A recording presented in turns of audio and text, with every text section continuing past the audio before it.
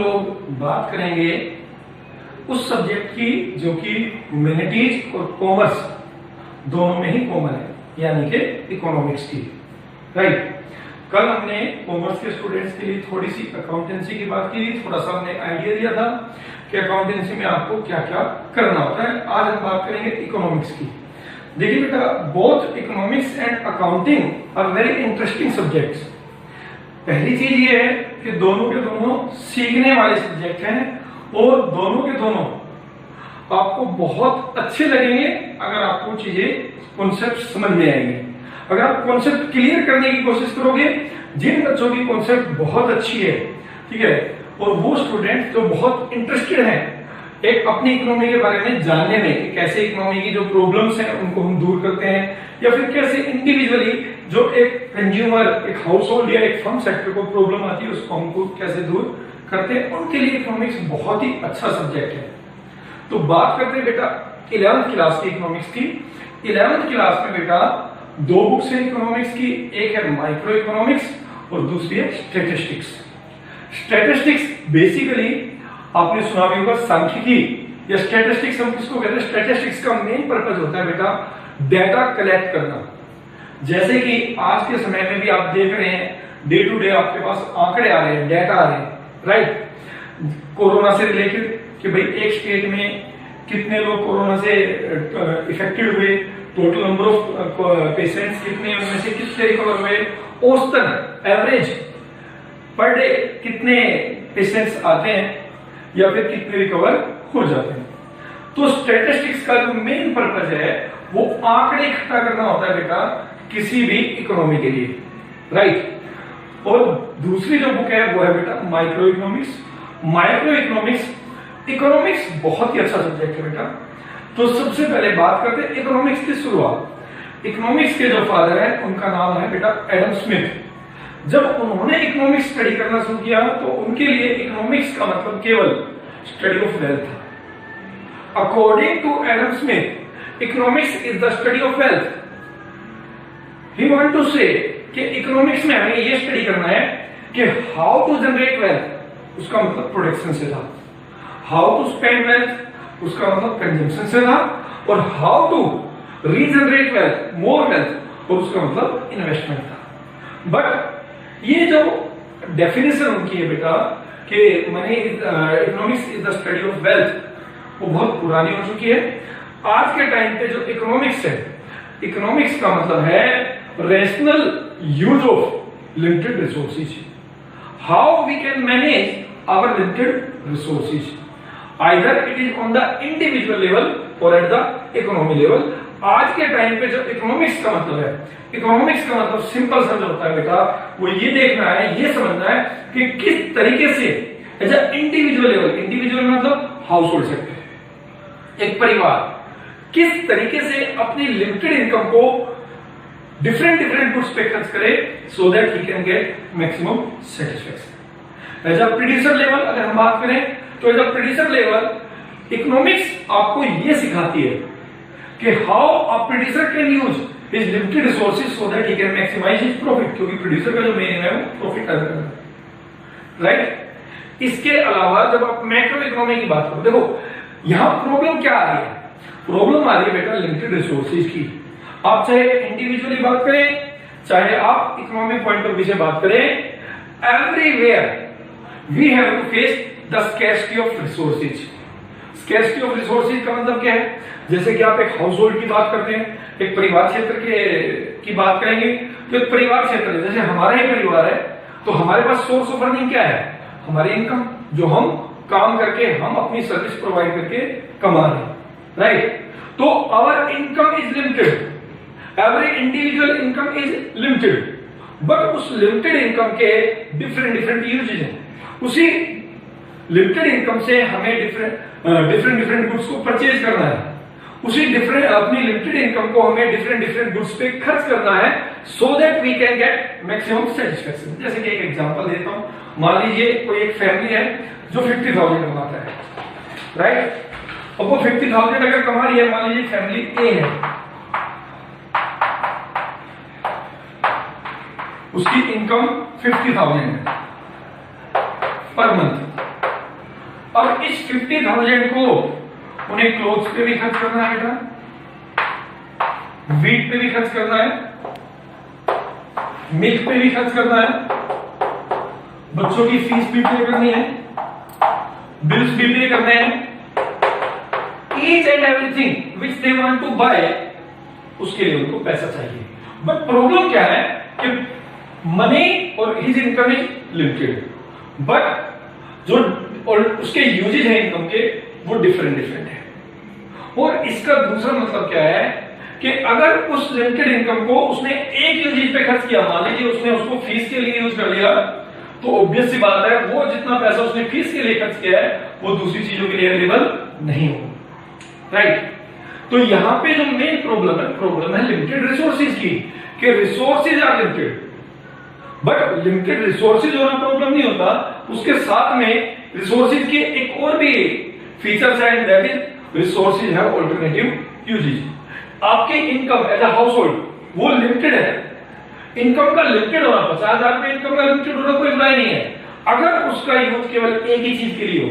But यहां problem क्या है, उसी 50,000 रुपए को उसको डिफरेंट गुड्स पे खर्च करना है, so that they can get maximum satisfaction. उनको उसी 50,000 रुपए से बेटा कपड़े भी खरीदने हैं, कपड़ों पे भी खर्च वही होगा, वीट पे भी खर्च वही होगा, मिल्क पे भी खर्च वही होगा, आपके मोबाइल के बिल, बिजली के बिल, पानी के बिल, आपके बच्चों की फीस, ये सब आपको 50,000 में से ही स्पेंड करना पड़ेगा। अब यहाँ प्रॉब्लम ये आती है कि अगर उस 50,000 में से वो एक चीज के लिए खर्च करेगा तो आपको दूसरे का सेक्रीफाइस करना पड़ेगा।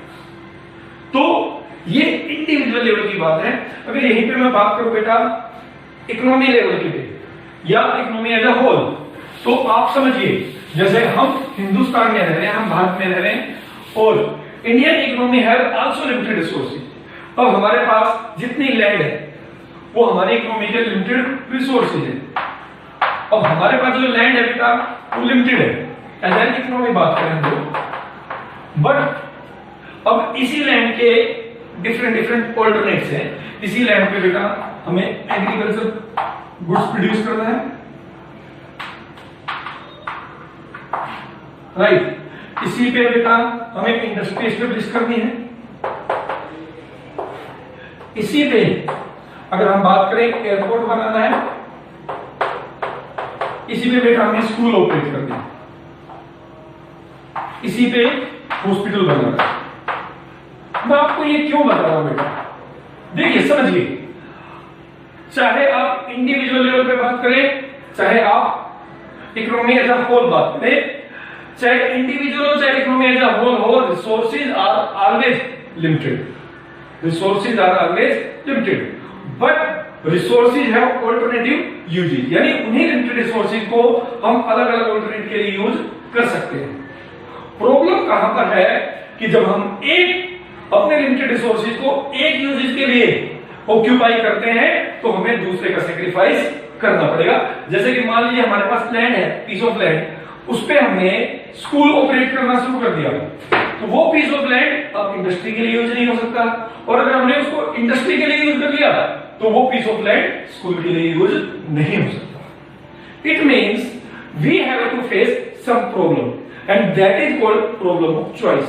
प्रॉब्लम ऑफ चॉइस का मतलब क्या है बेटा कि अपने लिमिटेड रिसोर्सेज को आप किस गुड्स के लिए यूज करो और किसके लिए यूज ना करो। एज अ कंज्यूमर मेरे पास मान लीजिए 500 रुपए है, वो मेरी लिमिटेड इनकम है, लिमिटेड रिसोर्सेज है।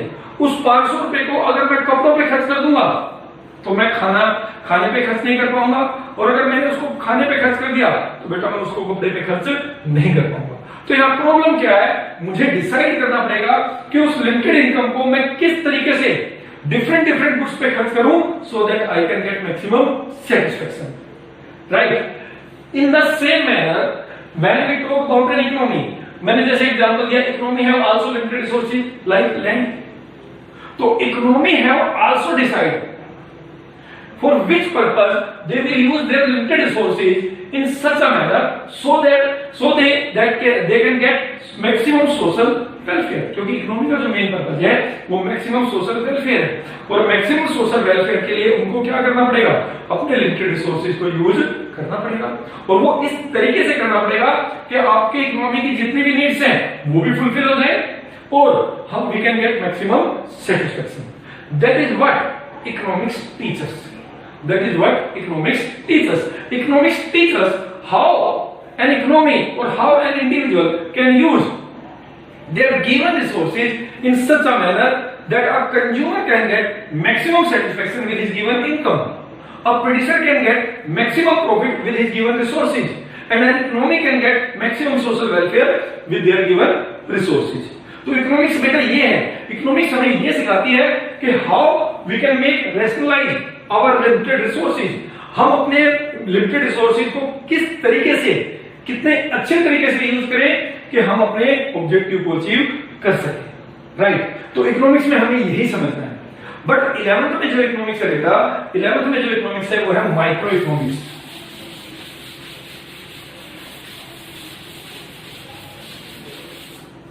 माइक्रो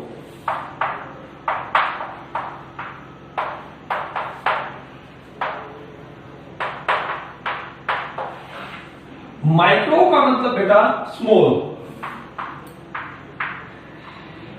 और इंडिविजुअल।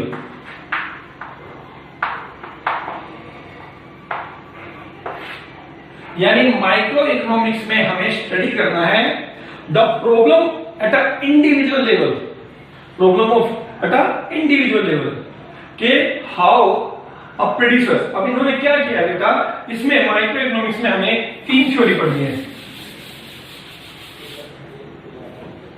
पहला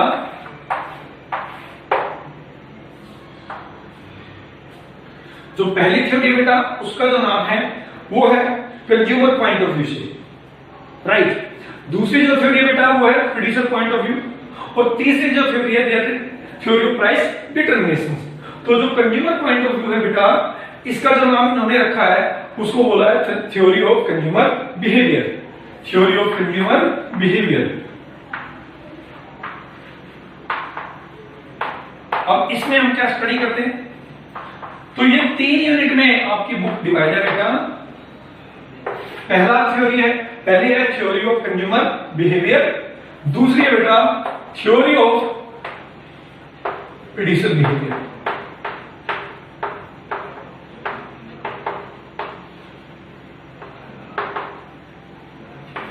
और तीसरी है थ्योरी ऑफ प्राइस डिटरमिनेशन। ये 3 थ्योरी पढ़नी है बेटा।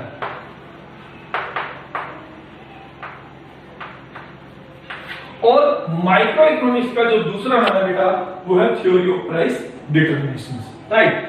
तो सबसे पहले मैं थोड़ा सा आपको आइडिया दे देता हूं माइक्रो इकोनॉमिक्स में हमें क्या पढ़ना है। थ्योरी ऑफ कंज्यूमर बिहेवियर, जिसकी मैं अभी तक बात कर रहा था कि how a consumer will get maximum satisfaction with his given income, इसमें हमें ये स्टडी करना है कि कैसे एक कंज्यूमर अपनी गिवन इनकम को डिफरेंट डिफरेंट गुड्स पे खर्च करेगा so that he can get maximum satisfaction. Reason वही है थ्योरी स्टडी करने का कि resources is income is given and given income है डिफरेंट डिफरेंट अल्टरनेट। अगर एक गुड्स पे खर्च करेगा तो उसको दूसरे का सैक्रिफाइस करना पड़ेगा। That is why we have to face a problem of choice कि भाई किस पे मैं कितना खर्च करूं, यानी कितनी कपड़ों पे कितना खर्च करूं अपनी इनकम का, और जूतों पे मैं कितना खर्च करूं। तो this is called theory of consumer behaviour, जिसमें मेन पर्पस यही है, हमें यही सीखना है कि कैसे एक इंडिविजुअल कंज्यूमर अपनी लिमिटेड इनकम को डिफरेंट डिफरेंट गुड्स पे खर्च करे so that he can get maximum satisfaction. Again second है theory of producer behaviour. Theory of producer behaviour में हमें यह स्टडी करना है कि how an individual producer, a rational producer will use his given resources in such a manner so that he can get maximum profit, कि वो कैसे maximum profit gain कर सकता है। थ्योरी ऑफ प्रोड्यूसर बिहेवियर में हमें ये समझना। समझिए एक प्रोड्यूसर के जो रिसोर्सेज है वो भी बेटा लिमिटेड है। मान लीजिए मैं 5 लाख रुपए लगाकर एक बिजनेस स्टार्ट करना चाहता हूँ, तो मेरे पास जो गिवन रिसोर्सेज है वो 5 लाख रुपए के हैं, और उसी 5 लाख रुपए के गिवन रिसोर्सेज को मुझे different different factor of production पे खर्च करना पड़ेगा। कुछ पैसा मेरे को मशीन पे लगाना पड़ेगा, कुछ रॉ मटेरियल्स पे मैं खर्च करूंगा, कुछ मैं लेबर के लिए रखूंगा, कुछ मैं लैंड पे खर्च करूंगा। तो मुझे यहाँ प्लान करना पड़ेगा कि उस 5 लाख को different different factor of production पे मैं किस प्रकार से खर्च करूं, how I spend my limited resources on different factor of production so that I can maximize my profit, क्योंकि प्रोड्यूसर का जो मेन है ना वो प्रॉफिट मैक्सिमाइजेशन है। और लास्ट जो थ्योरी बेटा that is theory of price determination. इसमें आप ये सीखेंगे कि how the price of a commodity in an economy is determined, कि कैसे एक वस्तु का बाजार में कीमत का निर्धारण किया जाता है। अभी आप देख रहे हैं कि अभी लॉकडाउन के टाइम पे जो सब्जियां हैं वो बहुत सस्ती हो गई, राइट? कैसे उसकी कीमत निर्धारित हुई, या एक ऐसा टाइम आता है कि कीमतें बढ़ जाती हैं, कैसे वो कीमत बढ़ जाती है वो हम स्टडी करेंगे बेटा इसकी तीसरी थ्योरी में, that is called theory of price determination. तो मेनली माइक्रो इकोनॉमिक्स में हम ये तीन थ्योरी पढ़ते हैं, तो उसमें सबसे पहले थ्योरी ऑफ कंज्यूमर बिहेवियर, ये हम नेक्स्ट क्लास में स्टडी करेंगे। Thank you.